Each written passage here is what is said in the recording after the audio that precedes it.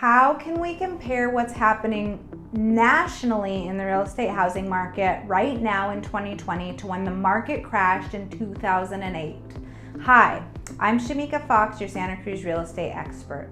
And according to NAR, the National Association of Realtors, in August, short sales and foreclosures accounted for less than 1% of the sales. In 2008, according to CNN and Money, foreclosures were at a record high of 81% in 2008. That's a drastic difference.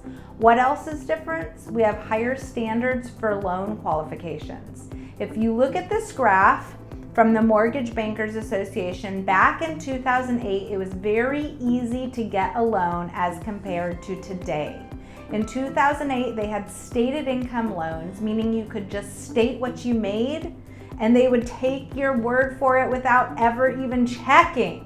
Now, in 2020, the Mortgage Credit Availability Index shows how difficult it is to get a loan. I can speak from current experience as we are in the process of a Santa Cruz real estate purchase, and every time I think the lender could have all that they could possibly need, they ask for more. Jokingly, of course, I offered a blood sample and my firstborn child. I never would give her away.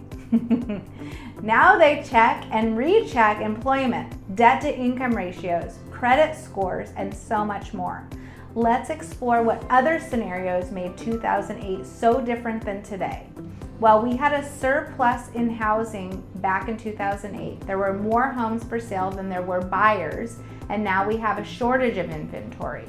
In fact, according to Lawrence Young, the National Association of Realtors chief economist, he says, and I quote, "Shortages of homes for sale have proven problematic in the housing industry over the last few years, but have grown even worse in recent months. Just look at this graph from Fred Economic Research. Again, a drastic difference in inventory from 2008 to now. And remember, when there is a surplus in inventory, that is considered a buyer's market, which tends to cause prices to go down. However, when there is a lack of inventory, like there is in today's housing market, it is considered a seller's market, which tends to drive prices up. Well, what about unemployment? According to the U.S., the Bureau of Labor Statistics, they reported unemployment in August 2020 to be at 8.4%. And back in 2008, unemployment was reported from the same agency at 6.1%. So though it is up, we have to consider the pandemic and the jobs that have been lost and affected. We also have to take into consideration the CARES Act and the unemployment benefits that are available right now.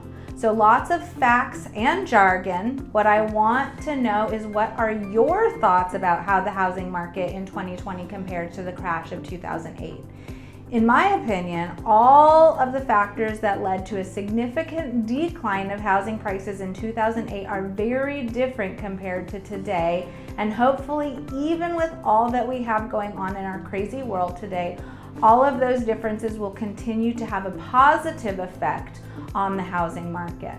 As with every home that is sold right here in California, it puts about $80,000 back into our economy. That seems like a pretty positive outcome, if you ask me.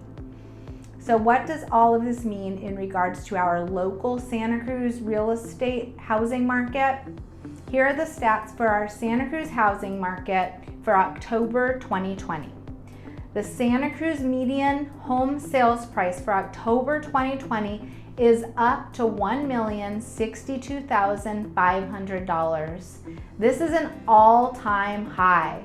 Closed Santa Cruz County home sales are at 196 closed transactions in October 2020, and Santa Cruz home sales volume is up 20% since August and 64% year over year in Santa Cruz home sales volume.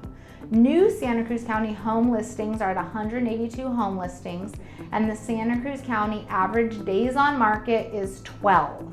And Santa Cruz County home sales are back up to 101% to sale over list price ratio. Well, that does it for the national and the local Santa Cruz housing market update for October 2020. I'm Shemeika Fox, your Santa Cruz real estate expert, and as always, I'm here to help. So please feel free to reach out for a complimentary, confidential consultation. Thanks, and make it a great day.